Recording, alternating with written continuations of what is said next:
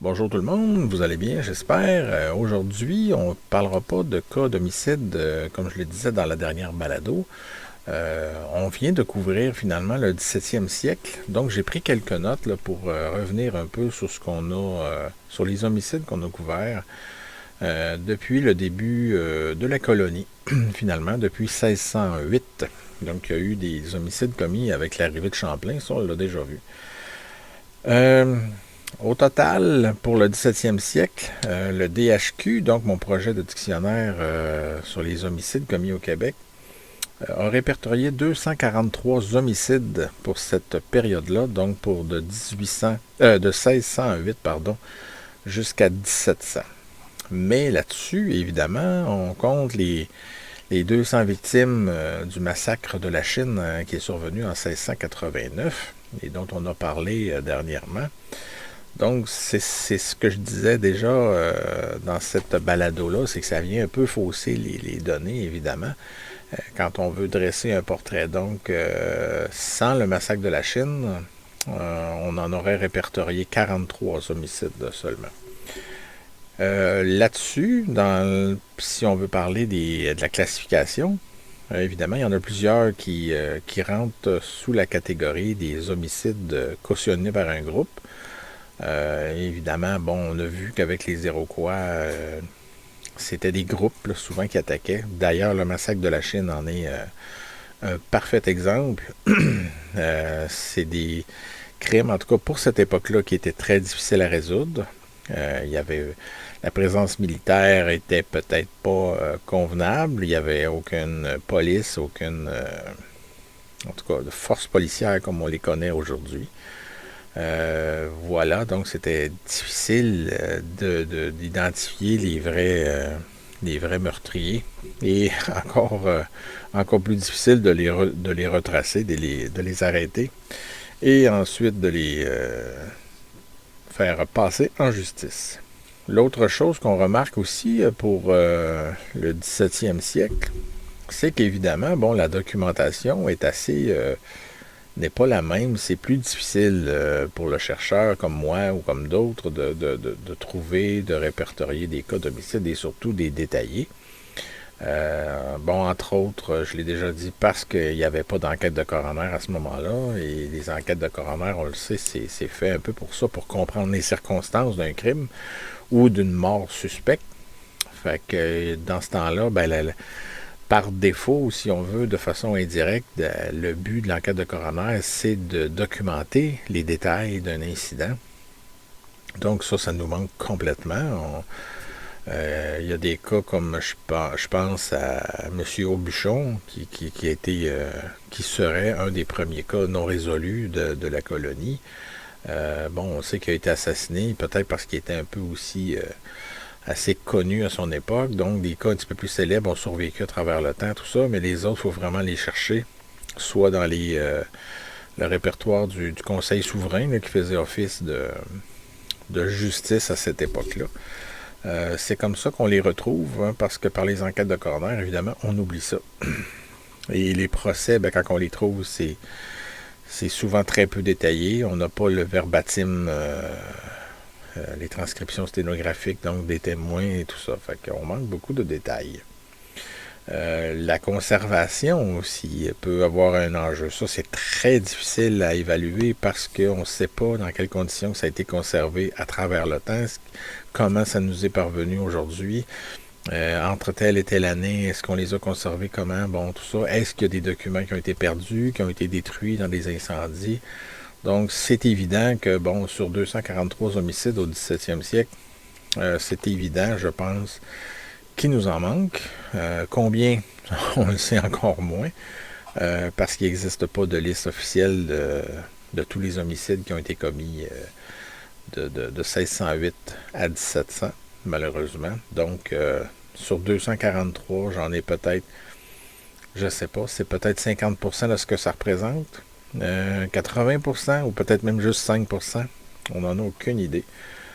C'est sûr qu'on peut imaginer qu'il y a beaucoup de colons ou de coureurs des bois qui ont été assassinés, bon, par les Autochtones et tout ça, que ça rentre pas dans ça, on n'en trouve aucune trace. Bon, bref, il y a une grosse part de mystère qui, bon, avec le temps, va s'effacer tranquillement. Plus on va avancer dans le temps, plus ça va être précis, plus qu'on va avoir de chiffres. Et voilà, ça va être plus fiable, autrement dit. Bon, on a vu aussi qu'en 1663, donc je pense que c'est la même année que le Conseil souverain est venu s'installer en Nouvelle-France. Donc cette année-là, on a vu que ça a été le premier cas de mise en scène, donc que le tueur met en scène son crime pour différentes raisons. Le premier homicide domestique aussi a eu lieu en 1663.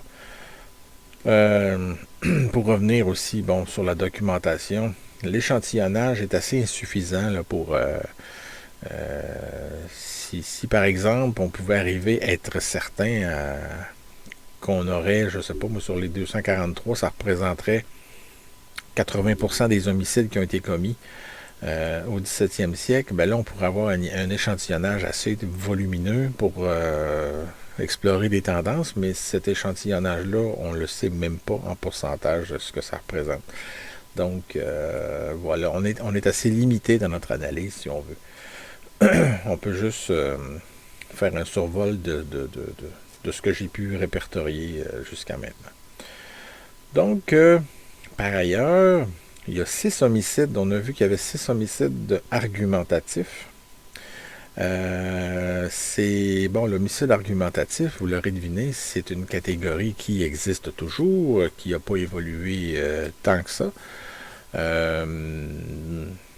Peut-être juste l'étincelle qui fait déclencher les bagarres.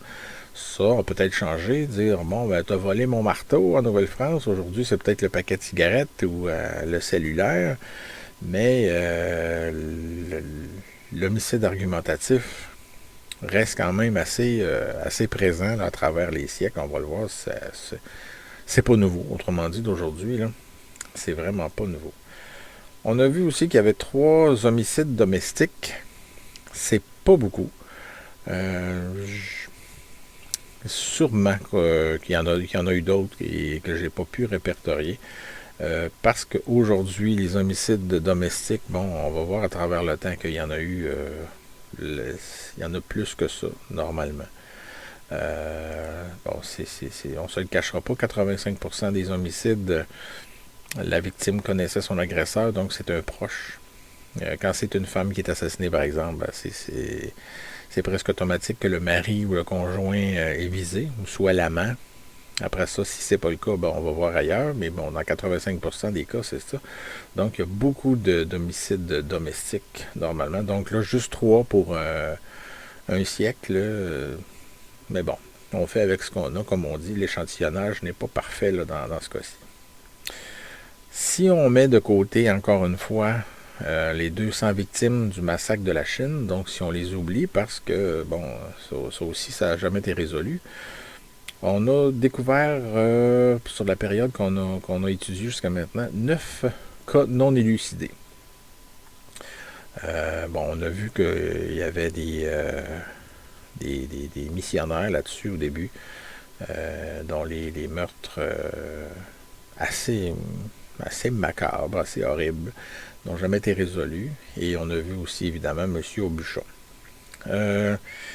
Dans le non résolu, je me garde une petite gêne parce qu'il y a peut-être aussi des cas, des cas, par exemple, qui ont pu trouver un coupable, mais c'était une erreur judiciaire, donc peut-être que c'était pas lui qui était coupable. Donc il y a peut-être des cas de non résolus qui devraient être ajoutés à ça, je ne sais pas.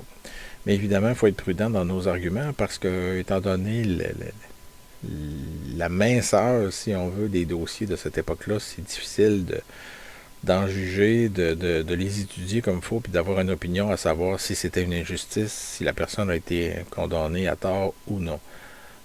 Quand on a les transcriptions, on a tous les détails, c'est plus facile de se faire une idée et d'avoir des arguments solides. Mais dans ce cas-ci, on est limité. Mais c'est ça, je me garde quand même une petite parenthèse dans le sens que surtout peut-être là avant l'arrivée du Conseil souverain ou même pendant, peut-être des gens qui ont été condamnés qui n'auraient pas dû. Voilà. Pour ce qui est des victimes, on va terminer là-dessus. Encore une fois, pour la période couverte là, du 17e siècle. Il y a seulement sur 43, parce que là, encore une fois, je mets de côté les 200 victimes du massacre de la Chine, donc on retombe à 83. Il y aurait à peu près 39 victimes sur les 43 qui étaient des hommes et 2 victimes seulement qui étaient des femmes. Encore une fois, même aujourd'hui, les hommes sont plus souvent victimes d'homicides en général, quand on fait le bilan de toutes les catégories, évidemment. On ne parle pas juste d'homicide domestique. Donc, ce qui me surprend un peu, mais la proportion n'est pas aussi... l'écart n'est pas aussi grand entre les hommes et les femmes.